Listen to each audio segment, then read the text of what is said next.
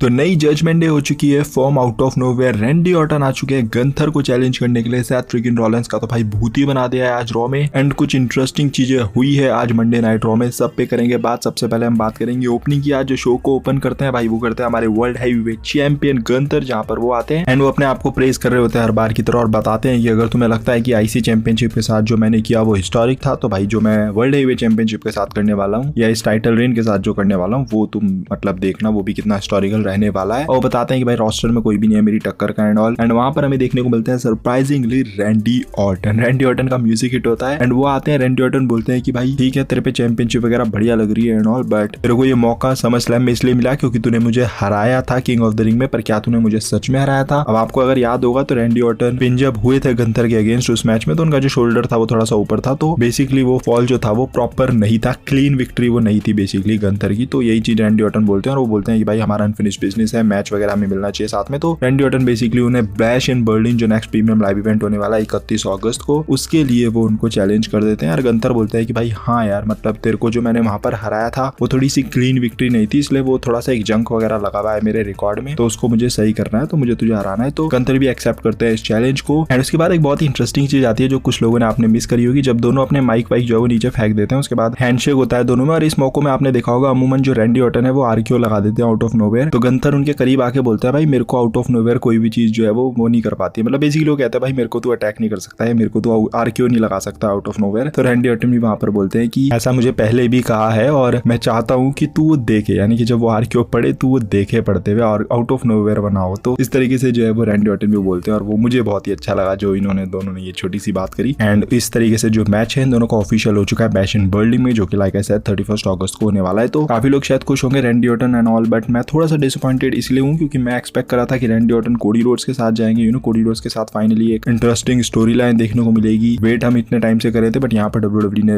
Randy Orton को तो इधर ले आए हैं, अब कोडी के साथ आप क्या करने वाला है आई डोंट नो। शायद डब्ल्यूडब्ल्यू उसको ट्रैक कर रही है, मतलब शायद कोडी रोड्स के और रैंडी ऑर्टन का आगे करेंगे किसी प्रीमियम लाइव इवेंट में, मे बी सर्वाइवल सीरीज जैसे इवेंट में हो या royal rumble for that matter, तो शायद वो आगे होगा। इसीलिए डब्ल्यूडब्ल्यू ने थोड़ा सा रैंडी ऑर्टन को अभी यहाँ कर दिया है ताकि वो यहाँ पर बिजी रहे और फिर कोडी को कोई और ओपोनेंट मिलेगा और फिर बाद में जो है वो रैंडी और कोडी का कराएंगे। तो शायद ये एक रीजन हो सकता है। उसके बाद हमें डेमियन पीस देखने को मिलते हैं। डेमियन पीस आता है भाई रिंग में, पूरे गुस्से में होता है, फिन बैलर को बोलता है भाई मैं तो तेरे को मतलब तोड़ने फोड़ने सब वाला हूँ, जल्दी से आ जा तू मतलब पिटने के लिए यहाँ पर। और फिन बैलर आते तो नहीं है, मतलब बैक स्टेज में कहीं पर बैठे होते हैं, तो उनको स्क्रीन पर दिखाया जाता है जहाँ पर वो बोलते हैं कि तेरे साथ जो मैंने किया वो मतलब उसका रीजन देते हैं कि भाई तू जब से वर्ल्ड हैवीवेट चैंपियन बना था तू तब से अपने आप को लीडर समझ रहा था, जजमेंट डे में कोई लीडर वगैरह नहीं था, बट तू जब से वर्ल्ड चैंपियन बन गया था तो तू अपने आप को लीडर वगैरह समझने लग गया था, इसीलिए भाई तेरे साथ अपने ये किया है। तो मैंने तेरे को धोखा नहीं दिया है, तूने अपने आप को खुद धोखा दिया है। एंड मैं तेरे से फाइट वगैरह नहीं करने वाला हूँ, जेडी मैकडॉन तेरे से फाइट करेगा, मैं तब तेरे को फाइट करूंगा जब तू मतलब तेरी बैक टर्न होगी, मतलब कि पीछे से अटैक करूंगा, बेसिकली उनका ये मतलब था कहने का। एंड उन्होंने बोला कि भाई मैं अकेला नहीं होऊंगा, मेरे साथ ये बंदे होंगे और फिर बाकी बंदों को दिखाया जाता है और बाकी बंदे वही होते हैं जो मैंने तुम्हें प्रीवियसली वीडियोस के अंदर बताया ही था। ये वाली वीडियो अगर तुमने देखी होगी तो इसमें मैंने सब बताया था तुम्हें कि शायद हो सकता है कि फिन बैलर इन सारी चीजों के पीछे मास्टरमाइंड हो और ये वाली जजमेंट डे में देखने को मिले जो सामने आपने आज देखी, जहां पर जेडी मैकडॉन, कार्लिटो, फिन बैलर और उधर से फिर डोमिनिक मिस्टीरियो और लिम मॉर्गन। तो ये सारे जो है वो अब नई जजमेंट डे बना चुके हैं और सही भी है क्योंकि जजमेंट डे में हील मतलब हील फैक्शन है तो हील ही बंदे इसमें चाहिए। वो दोनों बेबी फेस बन गए थे रिया रिप्ली और डेमियन प्रीस्ट, तो उनको अलग अलग जो है वो कर दिया गया है। इसके अलावा जेडी मैकडॉन और जब डेमियन प्रीस्ट का मैच होता है तो वहां पर जब डेमियन प्रीस्ट विक्ट्री की तरफ जा रहे होते हैं तो भाई उनको अटैक जो है वो पड़ जाता है जजमेंट डे के बाकी मेंबर्स की तरफ से। काफी इंटरेस्टिंग काफी मस्त मेरे को वो सेगमेंट लगा। सब डेमियन प्रीस्ट को मार रहे हैं, डेमियन प्रीस्ट को भी स्ट्रॉन्ग दिखाया जा रहा है, वो भी मतलब उनको मतलब मार रहे हैं। फिर बीच में लिव मॉर्गन आ रही है, लिव मॉर्गन भी अटैक कर रही है डेमियन प्रीस्ट पे। एंड देन फिर हमें रिया रिप्ली देखने को मिलती है। रिया रिप्ली जब आते हैं तो लोग इधर उधर भागने लग जाते हैं एंड रिया रिप्ली मारने वाली होती है लिव मॉर्गन को टेबल पर पटक कर, बट वहां पर से डोमिनिक मिस्टीरियो जो है वो लिव मॉर्गन को भगा के ले जा लेते हैं। तो इस तरीके से जो जजमेंट है नई वाली जजमेंट है वो भागती हुई नजर आती है डेमियन प्रीस्ट और रिया रिप्ली के सामने। तो ये भी मैंने तुम्हें चीज बोली थी कि रिया रिप्ली और डेमियन प्रीस्ट शायद थोड़े समय तक साथ में काम करेंगे और डोमिनिक मिस्टीरियो और लिव मॉर्गन के अगेंस्ट में जाएंगे किसी प्रीमियम लाइव इवेंट में, मे बी बैड ब्लड हो सकता है, बैश इन बर्लिन हो सकता है, तो वो खैर आने वाला समय बताएगा। बाकी फिलहाल नई जजमेंट में आ चुकी है सामने और इनके अगेंस्ट में अभी रिया रिप्ली और डेमियन प्रीस्ट काम करेंगे आगे के कुछ पेपर व्यूज में, क्योंकि काफी मैचेस हैं जो कि इनके बीच में होने। एक तो फिन बैलर और डेमियन प्रीस्ट का हमें देखने को मिलेगा, देन हमें एक मिक्स टैग टीम मैच देखने को मिलेगा जहां पर डेमियन प्रीस्ट और रिया रिप्ली के अगेंस्ट में होंगे डोमिनिक मिस्टीरियो और लिव मॉर्गन। तो ये भी मैचेस हैं कुछ जो देखने को मिलेंगे अभी इस स्टोरी लाइन में। तो काफी इंटरेस्टिंग स्टोरी लाइन हो चुकी है। लेट्स सी आगे डब्ल्यूडब्ल्यू किस तरीके से बुक करने वाली है। मैं एक्साइटेड हूँ भाई इस स्टोरी लाइन के लिए। मैंने समर स्लैम की रिव्यू वीडियो में भी यही चीज तुम्हें बोली थी भाई, जजमेंट डे का एंगल के लिए मैं बहुत ज्यादा एक्साइटेड हूँ रॉ में, तो काफी इंटरेस्टिंग ये सेगमेंट लगा मेरे को ओवरऑल। इसके अलावा भाई सीएम पंक हमें रिंग में देखने को मिलते हैं। अब हमें लगा था शायद सीएम पंक डिसअपॉइंटेड होंगे, बट ऐसा नहीं था। सीएम पंक बहुत खुश थे, बोल रहे होते भाई कि मैं इतना खुश हूँ, तुम सोच नहीं रहोगे मैं खुश होऊंगा, बट मैं खुश हूँ। और मैं खुश इसलिए हूँ क्योंकि मैं फाइनली दोबारा से रेसल कर पाया हूँ। मेरी इंजरी जो थी वो रिकवरी टाइम 9 महीने का था, पर मैं 4 महीने में ही वापस आ गया और मैं फाइट कर पा रहा हूँ दोबारा से, एंड आगे भी फाइट वगैरह करने वाला हूँ। उसके बाद वो वहाँ पर ड्रू मैकइंटायर को बुलाते हैं, बट ड्रू मैकइंटायर नहीं बल्कि वहाँ पर सेथ फ्रीकिन रॉलिंस आ जाते हैं। सेथ रॉलिंस भी डिसअपॉइंटेड होते हैं बिकॉज भाई जीटीएस पड़ी थी उनको समर स्लैम में, तो दोनों जो है वो एक दूसरे के ऊपर अटैक करने वाले होते हैं, मतलब रेडी हो जाते हैं पूरा। बट हमें ड्रू मैकइंटायर देखने को मिलते हैं अरीना में कहीं पर खड़े होते हैं, एंड वो उन दोनों से बात कर रहे थे कि भाई इधर देखो यार, तुम अटेंशन जो है वो, ये तो मतलब सेलिब्रेशन का दिन है, कहाँ तुम ये लड़ाई वड़ाई कर रहे हो यार, मतलब ये तो कितना अच्छा दिन है, कितना सेलिब्रेट करने वाला दिन है। तो वो मतलब पूरे चिल बहुत ही खुश होते हैं, तो ध्यान नहीं देते हैं सीएम पंक उनके ऊपर, क्योंकि सीएम पंक का पूरा फोकस जो है वो उस पॉइंट पे सेथ रॉलिंस के ऊपर होता है। बट फिर मैकइंटायर बोलते हैं कि चलो ठीक है, मैं कुछ और करता हूँ, मुझे पता है तुम्हारा ध्यान कैसे लेना है। और फिर वो बोलते हैं कि मेरे पास ये ब्रेसलेट है, ब्रेसलेट की बात वो करते हैं, एंड उनके डॉग को बोलते हैं भाई स्टूपिड लैरी और तेरी ब्यूटीफुल वाइफ एंड ऑल। तो इस तरीके से वो उनको ट्रिगर करते हैं और फिर सीएम पंक का मूड खराब होता है। सीएम पंक जो है वो रिंग छोड़कर मैकइंटायर के पीछे भागने लग जाते हैं, तो मैकइंटायर तो वहां से भाग जाते हैं। उधर भाई ब्रॉनसन रीड कर देते हैं सेथ फ्रीकिन रॉलिंस के ऊपर अटैक, बहुत ही तगड़ा वाला। मतलब ये अटैक तो भाई इतना ब्रूटल था कि I don't know last time मैंने कब इस तरीके का अटैक देखा होगा जहां पर एक बंदा इतनी बार किसी के ऊपर कूदा होगा। मतलब भाई वो जो स्प्लैश मारते हैं ब्रॉनसन रीड, एक तो उस साइज के हैं वो, और उन्होंने 1 नहीं 2 नहीं 3 नहीं 4 नहीं भाई वो 7 8 9 पता नहीं कितनी उन्होंने स्प्लैशेस मारी। तो बहुत ही तगड़ी वो अटैक थी उनकी तरफ से। लिटरली वो उनको मतलब चलो एक स्टोरी लाइन में तो उन्होंने दिखा दिए 7-8 स्प्लैशेस, बट वो एक्चुअली में हर्ट तो करी होगी भाई सेथ रॉलिंस को, मतलब रियल में भी उनको वो हर्ट करी होगी, क्योंकि भाई 7-8 स्प्लैशेस इस साइज की तो डेफिनेटली हर्ट भी करा होगा। तो अच्छी मतलब मुझे बहुत ही परफेक्ट डब्ल्यूडब्ल्यूई की डिसीजन लगी कि डब्ल्यूडब्ल्यूई ने बहुत ही अच्छे तरीके से इस चीज को सेपरेट कर दिया, क्योंकि अभी पता था कि मैच क्रिएट हो गई थी और मैंने ये चीज बोली थी कि अभी मैकइंटायर और पंक की अभी आपको स्टोरी लाइन आगे कंटिन्यू करनी चाहिए, अभी सेथ रॉलिंस को अभी इन्वॉल्व नहीं करना चाहिए, सेथ रॉलिंस और पंक की आपको आगे करानी चाहिए। तो ये एक बहुत ही अच्छा तरीका है इन दोनों को अलग करने का। अभी क्या दिखाया डब्ल्यूडब्ल्यूई ने कि सीएम पंक जो है वो मैकइंटायर के पीछे भाग गए जब मैकइंटायर ने वो गंदी बात बोली, तो वो उनको पकड़ रहे हैं कि ठीक है बताता हूँ मैं तेरे को एंड ऑल। और इधर सेथ रॉलिंस इनको एक अलग स्टोरी लाइन दे दी है, ब्रॉनसन रीड अब इतना गंदा अटैक कर दिया तो भाई अब वो सीएम पंक के पास तो नहीं जाएंगे फिलहाल, तो वो ब्रॉनसन रीड को पहले देखेंगे। तो इससे क्या हो गया कि वो अलग हो गए दोनों और ये अलग हो गए फिलहाल के लिए। तो बहुत ही परफेक्ट तरीका था मेरे को, मतलब इतना चुम्बेश्वरी डब्ल्यूडब्ल्यूई की डिसीजन लगी कि बहुत ही अच्छे तरीके से अलग किया है, बहुत ही अच्छे तरीके से सेपरेट कर दिया दोनों स्टोरी लाइंस। अब उधर मैकइंटायर और सीएम पंक अपनी स्टोरी लाइन आगे कंटिन्यू करेंगे, इधर ब्रॉनसन रीड और सेथ रॉलिंस अपनी story line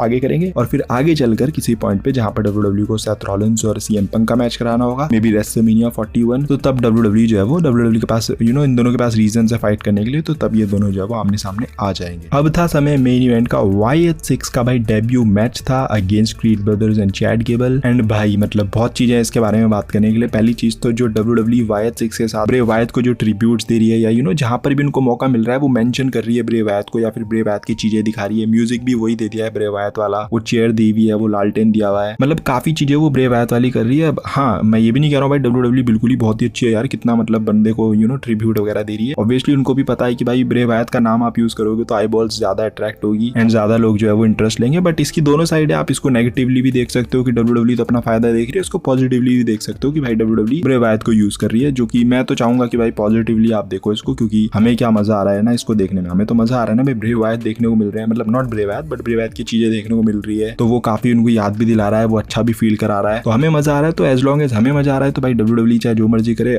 at the end भाई बिजनेस है, उनको जो अच्छी चीज लगेगी या जो चीज उनके लिए आई बॉल्स लेकर आएगी, जो उनके लिए बिजनेस के लिए बेटर होगी, वो चीज करेंगे। तो फिलहाल एट द एंड तो भाई मजा आ रहा है ये चीजें देखने में। एंट्रेंस वगैरह फाइट हुई एंड देन जो रेसलिंग वगैरह भी हुई, YH6 की अच्छी खासी उन्होंने रेसलिंग करी and at the end obviously W उनको मिलती है जहां पर वो अपना मैच जीते हैं, एंड एक्सपेक्टेड तो था ऑब्वियसली उनका जो पहला डेब्यू पहला मैच है तो भाई जीतना तो उन्होंने था। और मैच खत्म होने के बाद भी जिस तरीके से वो अंकल हाउडी आते हैं, और भाई अंकल हाउडी के बारे में तो भाई मैं क्या ही तारीफ करूं, मतलब वो डेलिस दिल खुश कर रहा है भाई हर बार जब भी मैं इसको देख रहा हूँ ना, मतलब उसकी बॉडी लैंग्वेज में एक अलग ही बात है भाई, जिस तरीके से वो चलता है, जिस तरीके से वो चीजें कर रहा है, जिस तरीके से वो हंस रहा है, जो भी एक्शन वगैरह वो कर रहा है बॉडी लैंग्वेज से, वो इतने इंप्रेसिव लग रहा है ना, मेरे को बहुत मजा आ रहा है। मतलब मैं थोड़ा बहुत ये भी सोच रहा हूँ कि काश यार वो ब्रे वायत होते इस वक्त, तो ब्रे वायत और अंकल हाउडी अगर साथ में काम करते तो भाई ये क्या ही लेजेंडरी वाली लेजेंडरी ड्यू बन सकता था ये। बट हाँ अंकल हाउडी भाई चुम्बेश्वरी परफॉर्मेंस दे रहा है हर बार, एंड बाकी के मेंबर्स भी उसको अच्छे से कॉम्प्लीमेंट कर रहे हैं, तो सक्सेसफुल डेब्यू उनका रहा। एंड आगे देखते हैं किस तरीके से डब्ल्यूडब्ल्यूई YH6 के साथ आगे की चीजें करने वाली है। And raw was a banger, बहुत ही मजा आया रॉ के शो देखने में। बाकी लेट्स सी अब स्मैकडाउन में रोमन रेंस आने वाले हैं, वो एडवर्टाइज हो चुके हैं, तो लेट्स सी रोमन रेंस क्या करने वाले हैं, ब्लड लाइन का एंगल क्या होने वाला है, एंड कोडी रोड्स का नेक्स्ट चैलेंजर कौन होने होने वाला है, तो काफी कुछ है स्मैकडाउन में भी देखने के लिए। बाकी show was a banger, like and आप बताओ कमेंट सेक्शन में आपको ये शो कैसा लगा। ये वीडियो अगर आपको थोड़ी पसंद आई होगी तो don't forget to like, comment and smash subscribe. मिलता है अगली वीडियो के अंदर। Till then, love you all and do not give up, just keep fighting.